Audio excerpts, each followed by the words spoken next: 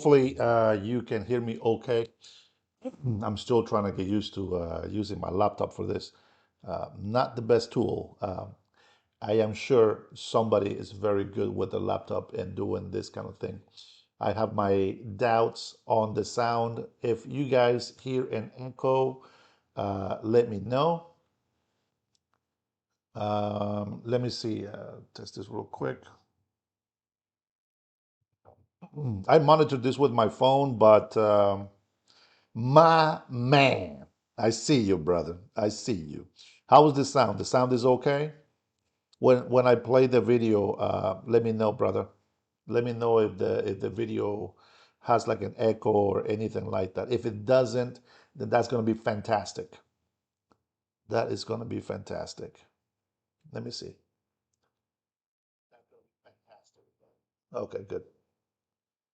All right. Well, and a little echoey because of the area where I'm in. All right, this live is going to be actually kind of short. So if you guys are joining in, thank you so much for joining.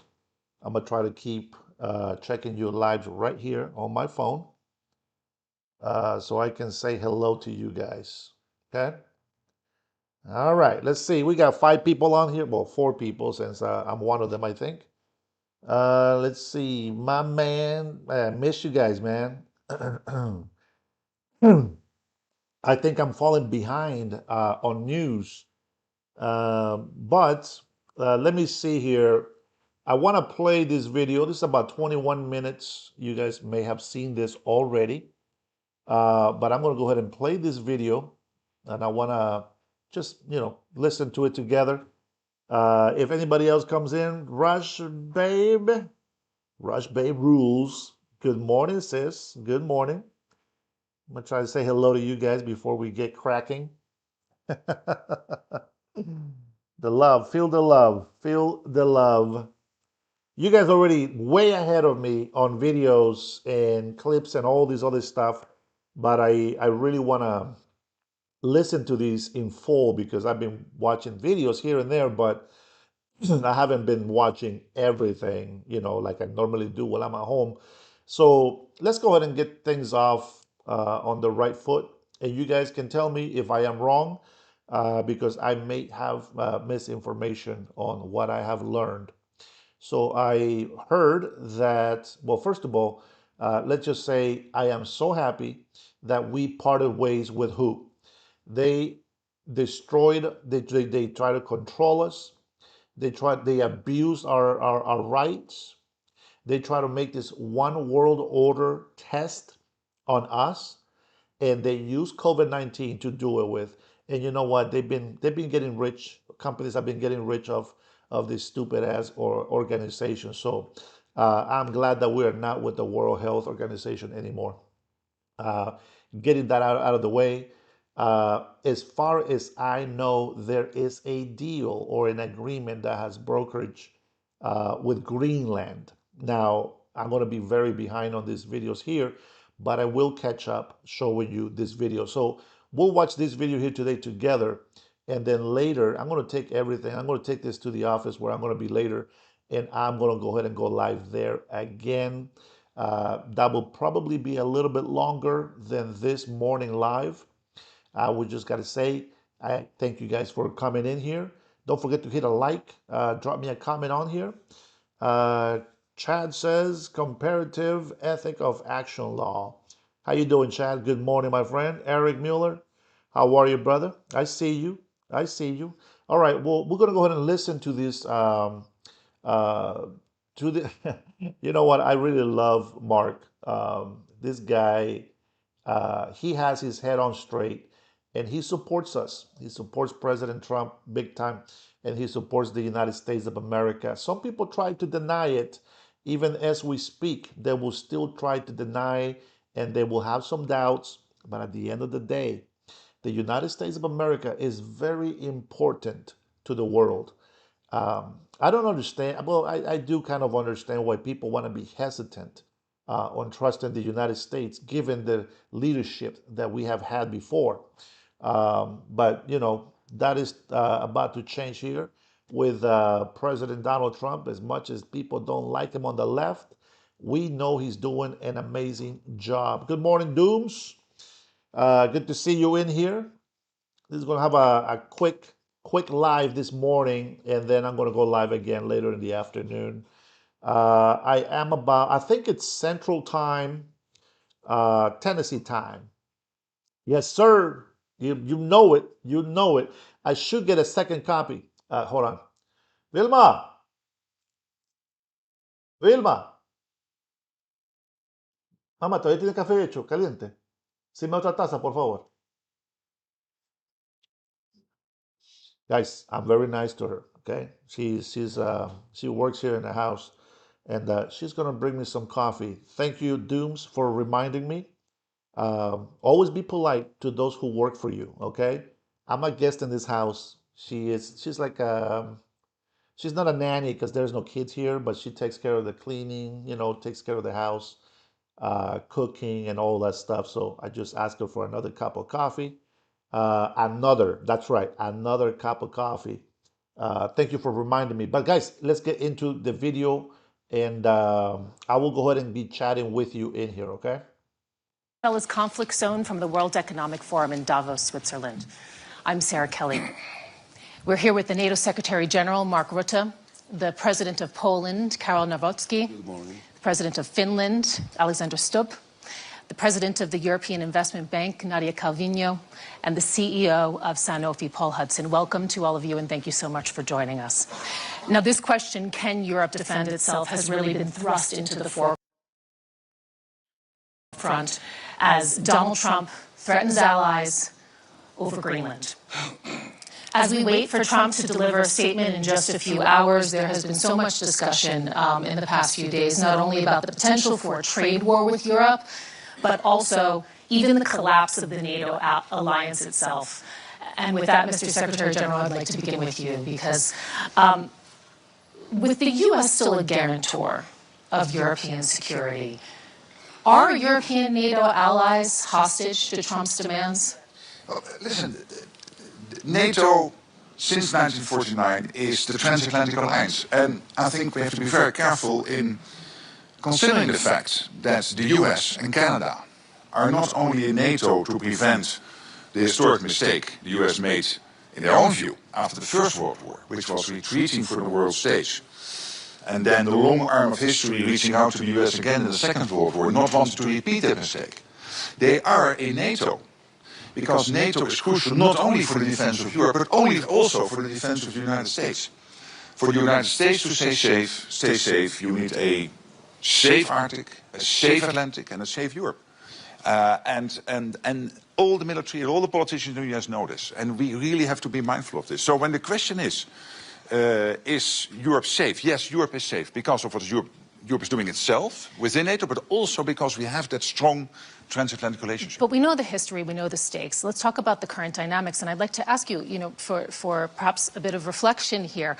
Did you ever think that you would ever see one NATO member threaten the territorial integrity of another? I mean, you have now the Prime Minister of Greenland telling his public an attack cannot be ruled out. Listen, my role as NATO Secretary General, when there is tension within the alliance, it has been there in the past between Greece and Turkey, there have been other moments when there was tension, then my predecessors always took the view that they should not comment on that in public. That's impossible. Why is that impossible? Because as soon as I do, I cannot any longer help to somehow, with others of course, not me, only myself, but of course with other leaders, to basically diffuse the tension, to de-escalate, etc. That's why you will not hear me comment. You can be assured that I'm working on this issue behind the scenes, but I cannot do that in public. Sorry, no comments from me on Greenland. Well, sometimes behind the scenes comments do become public in various ways, as we've seen in the past few days. That's true. You've talked about security in the Arctic. No matter how you come out of this Greenland row, I mean, it really seems as if the dynamics have fundamentally changed within NATO. You have Macron saying yesterday, we are shifting to a world without rules. Hasn't all of this fundamentally damaged the foundations of NATO, the shared trust, the shared values? Of course, I see that there are these tensions at the moment. There's no doubt. Again, I'm not going to comment on that, but I can assure you the only way to deal with that is, in the end, thoughtful diplomacy. So statements from me will not add anything here. And when it comes to the Arctic, I think President Trump is right. Other leaders in NATO are right. We need to defend the Arctic. We know that the sea lanes are opening up. We know that China and Russia are increasingly active in the Arctic. There are 8 countries bordering on the Arctic. 7 are a member of NATO. That's Finland and Sweden and Norway and Denmark, Iceland, Canada and the US. And there's only 1 country bordering on the Arctic outside NATO, and that's Russia. And I would argue there is a 9th country, which is China, which is increasingly active in the Arctic region. So President Trump and other leaders are right. We have to do more there. We have to protect the Arctic against Russian and Chinese influence. And that's exactly what NATO ambassadors decided to do in September. We are working on that, making sure that collectively we will defend the Arctic region. I'd like to turn to Poland now. You have traditionally been furiously pro-American in terms of, efforts to keep them on board as a guarantor of security in Europe. You've turned the term to the Greenland dispute, and again, this was a comment that I understand you made last week, a matter between the Danish Prime Minister and President Trump. Just briefly, do you still stand by that after everything that you've seen in the past days and weeks? Of course, United States of America are the most important Polish bilateral ally, but we also appreciate a lot NATO. We are the part of NATO, and we feel responsible for NATO. This is the biggest alliance in the history of 20th century. I think, like Mark Rutte, the NATO is stable, NATO is solidifying, but we of course recognize some problems about the Greenland. And I'm looking at the problem of Greenland from the strategic side. We have Chinese, we have Russian. We feel in Poland Russian threat for 3 centuries even, and we understand it at all in eastern flank of NATO. And if we consider, ladies and gentlemen, that global GDP is consisted of 15% of right. European Union involvement and 15% of United States of America involvement, but according in terms of security, United States of America paying 65% for NATO and Europeans 35%, we have to consider what Donald Trump would like to say about the security, because he's responsible for security of the world as the leader, and he would like to support. Do you really think you can stay out of this? Do you really think you can stay out of this row? Do you really think that, isn't this the moment right now for solidarity in Europe? Isn't this key to a united and a strong response?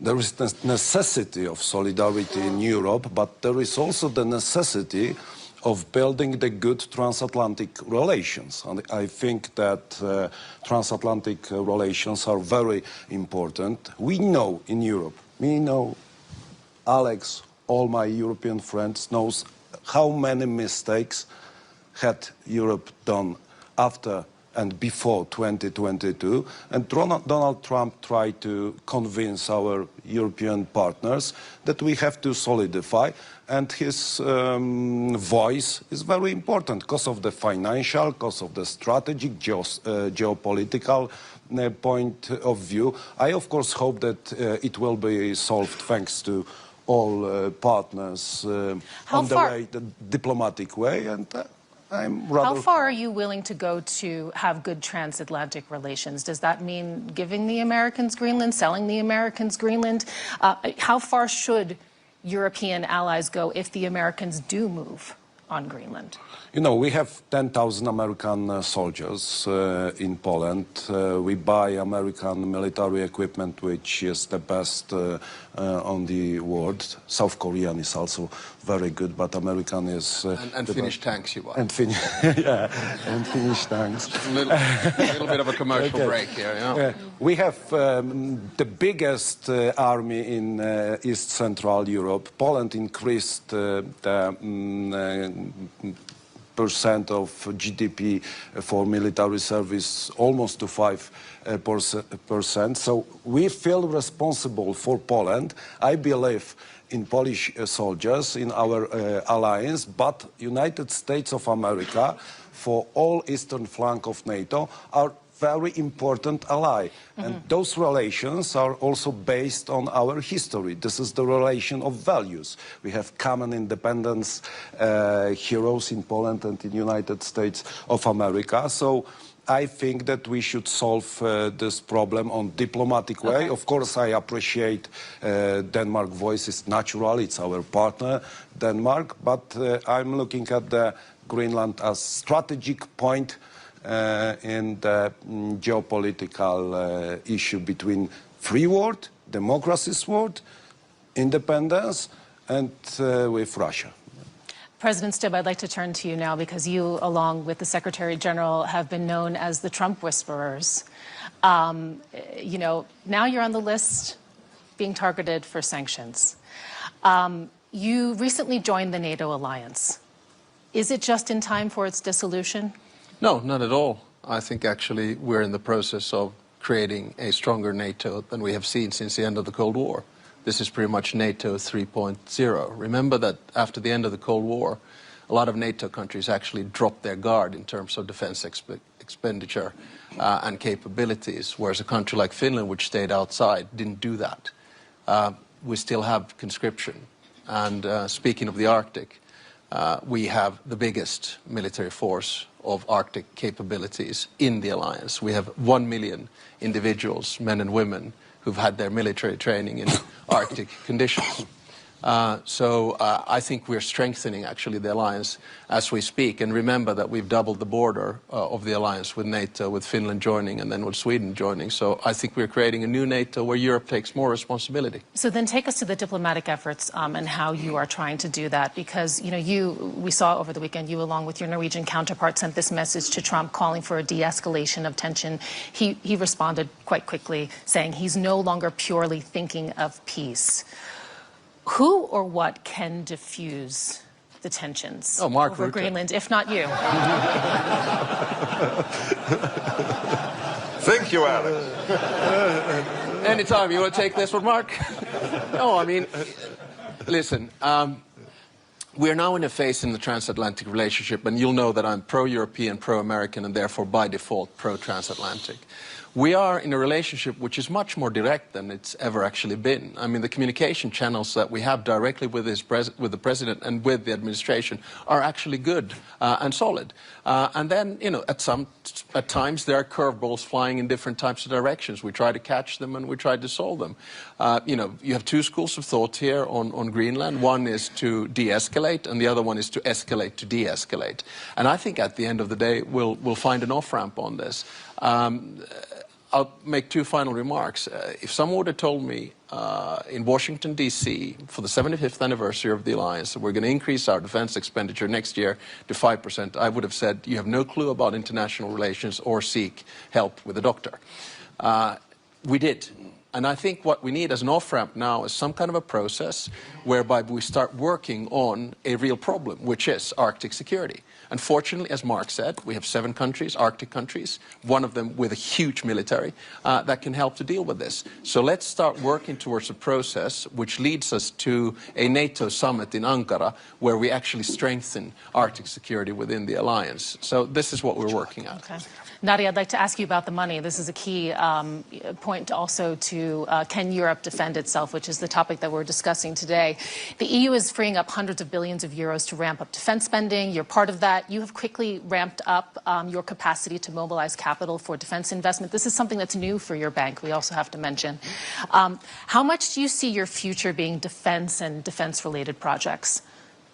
It's been a sea change in the last 2 years, and we were just discussing with Alex that in the past was also working at the European Investment Bank, how things have changed, you know, in the last couple of years, in that we have extended the scope of projects we are financing, and we have reached this magical number of 5% of our financing inside the Union this year, last year, sorry, in 2025.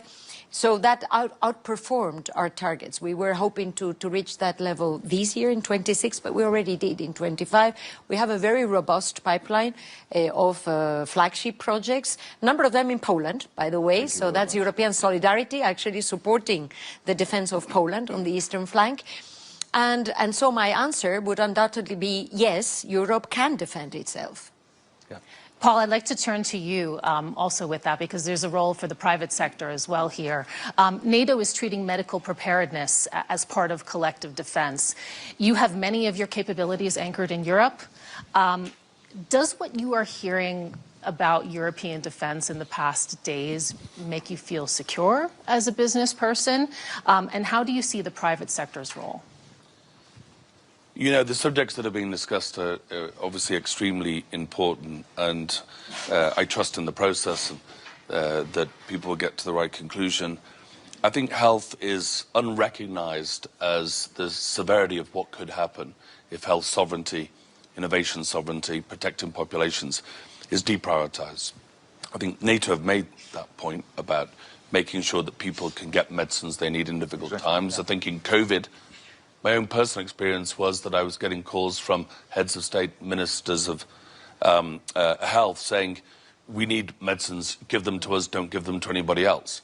It quickly delineated and fragmented, and it worried us greatly, given the importance of trying to work together to find some unity to make sure that we do things for Europe. Now, Sanofi is more than 50% of our manufacturing and R&D spend is in Europe, and so we believe that we're one of the few companies that has that resiliency to be able to provide. But there is a real moment for Europe. Perhaps it's not on the scale of this conversation and Greenland, but it is a real moment. Europe has long time been one of the great discoverers of medicines, the great providers. Pressure from Donald Trump on the price that is paid for medicines in Europe has put it into focus. And for the first time, China and the US publish more clinical papers, win more Nobel Prizes, discover more medicines than Europe. And Europe's slipping behind. And it's a moment. It is still in control. While I listen to this conversation, sometimes I worry that there's a lot to be managed, escalate to de-escalate. Europe, in particular, has health innovation and health sovereignty in the palm of its hand. And if it chooses to step forward, it can protect, it can innovate, it can compete. This is a moment not to be squandered. I'd just like to add something and kind of reset us a little bit. We're talking about can Europe defend itself, and something that's really interesting is that we have not said the word Russia or Ukraine, I think, so far in this conversation. And it just goes to show you actually how the conversation has changed. But I'd like to really take it back to now defense capabilities, the spending that also we were talking about. Polish president, we know that you're already projecting to get to 5% of GDP this year. You're doing all of this spending, hundreds of billions of euros being ramped up, but to still be dependent on the Americans. And I'm talking about key things. So air transport, strategic command and control systems, high-end intelligence. Do you get the sense, especially after the events of the past days, that Europeans are really in a state of urgency to quickly ramp up the ability to handle a protracted conflict without the U.S.? What is the plan B if diplomacy fails? I understand your question, but I would like to assure you that our Polish independence and sovereignty is very strong. The first, I believe in Polish soldiers, of course, in our history and our readiness to fight with everyone who would like to invade Poland. So we felt a strong country on the eastern flank of NATO. But we also believe in diplomacy. It's natural in NATO, our cooperation with NATO, with European Union. Diplomacy is, of course, the part of the security guarantees. But what we can do as the Republic of Poland, that our friends also doing this, I see the President increase the budget for military service, and it was the great achievement of Europe. But what have happened? In Hague, Donald Trump pushed Europeans to increase the military service cost and GDP. Also, European Union need Donald Trump to be pushed by him to increase this budget. It's not good way, and many countries inside Europe still haven't done this. So, you know, we have big problem about the feeling for our security and responsibility for secure European Union. I'm going to get to you in just a second, Mr. Secretary General, of course. But Can I add President Stubb, something? I'd like to ask you first. Do you see this sense of urgency for a Plan B among your European partners? Is there the need for that? And who should lead the charge? Because, I mean, it's a bit unfair. We're sitting here on the panel with Finland and Poland. You know, you are really doing a lot when it comes to defense, especially Finland. You have this comprehensive approach to defense in your country. Are your partners, are they experiencing the urgency? Who needs to come up with the Plan B and lead the charge? Well, I mean, two answers. First is a direct answer to the question of this panel: can Europe defend itself? My answer is unequivocally yes. Without the Americans? Without the Americans, I mean... How? Well, look... But you're relying on them for these key elements. How would you do it at scale and at duration and at intensity? With an assumption that the United States would cut off completely any kind of work. Yeah. Well, if we look at the defense composure of Europe by and large, and a country like Finland, so how do we do it? We have conscription. 1 million have done it. We can mobilize 280,000 soldiers within weeks. We have 62 F-18s. Your next question is going to be, do they fly without Americans? No, they don't. But do we trust that they will continue to fly because it's in the interest of America to do so? Yes. We just bought 64 F-35s. We have the biggest artillery in Europe together with Poland. We have long-range missiles, land, sea, and air. We don't have this because we're worried about Stockholm, right? So, the bottom line is that if you ask me the question that can the Finnish military defend itself against a Russian attack, the whole defense posture of the way in which you do it, yes, we can. But then the second question, which you were alluding to, I think we also have to understand that you fight wars on the battlefield, but you win them at home. And that means that all of us need to focus more on comprehensive security. The civilian side of things. That's why we have civilian shelters for 4.4 million Finns. That's why we have a security of supply where we don't get into any kind of trouble with food shortages, energy shortages, or electricity grids, because we've got this. And this is the, I think, capability that a lot of European states need to do. My absolutely final point. It's all good and well to talk about percentages, but just remember, you don't fight wars with percentages. You fight wars with capabilities, and those you just need to have in stock. Do European NATO allies need to think more about having capabilities that overlap with the United States? Well, this is to hedge their bets? The NATO is constructed like this, that the US, Canada, and the European NATO allies were completely integrated. It doesn't mean that there is the US coming to the rescue of Europe or Europe coming to the rescue of the United States. We are working completely integrated. And for the protection of both the US and Europe, it's crucial that NATO is there. There was one big irritant on the American side with NATO. And the big irritant since Eisenhower was that they were spending, the US was spending, so much more than Europe was spending. Even today, the US is spending 3.5% of GDP on core defense. We are spending in Europe average 2% of defense. And here's my question.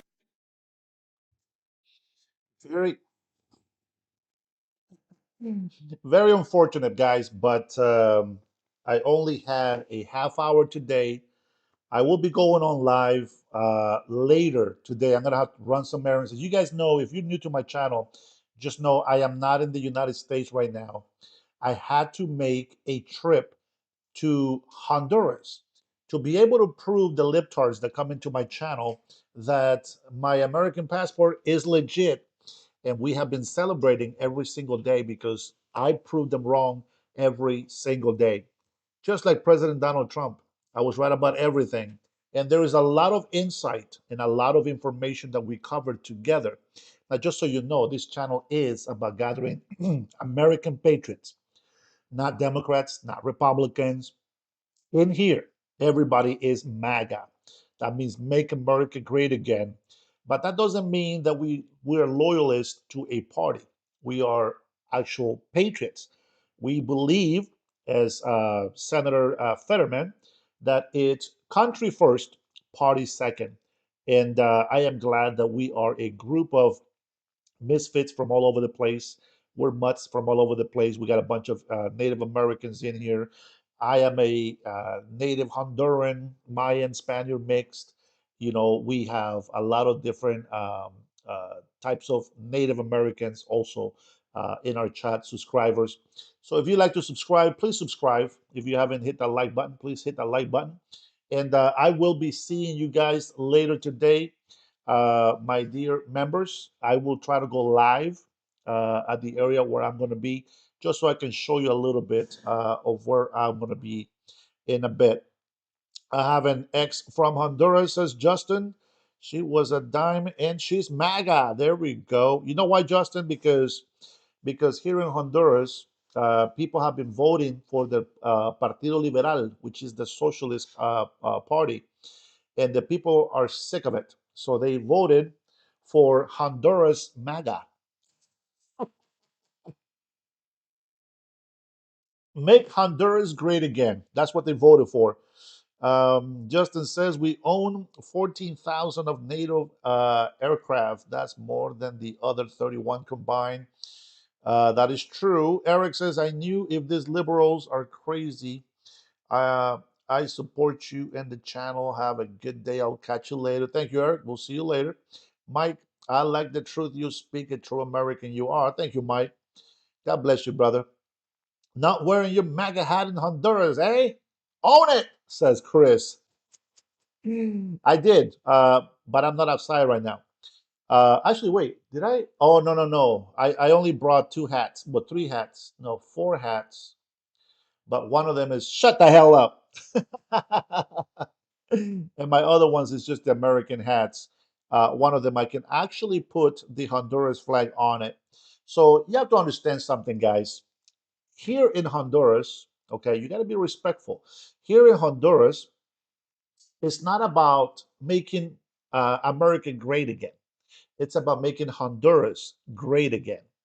And just like I always tell people, if you are in the United States of America, stop waving the Mexican flag, the Honduras flag. Well, I am in Honduras and I will be wearing stuff for Honduras. And the only thing that I will wear is just the American flag on my hat. But you know what? I am in Honduras and the Honduran flag is what flies over here. So don't go there with me. Don't question my loyalty. If I felt that Honduras was part of the United States, yes, I will definitely wear my Make America Great hat again. But with that being said, let me see who's comment. Um,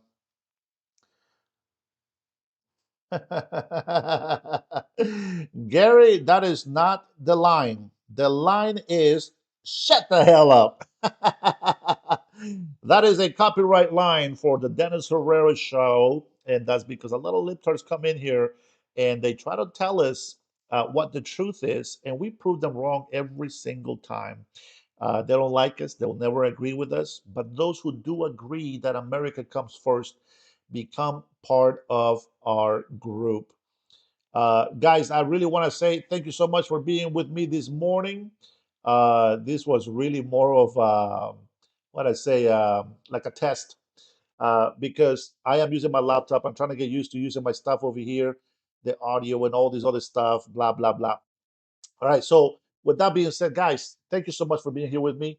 My members, I will go ahead and do a members live only, just kind of show you around the town in Honduras. Not much to see, to be honest, but I will go ahead and walk around and show you guys a little bit. Okay. We'll see. I don't like to go live while I'm driving because reception can be really bad, and I don't want to give you guys too much of a bad experience. All right. So with that being said, guys, I will see you guys later today. God bless you. Thank you for being here with me today. I'll see you guys later.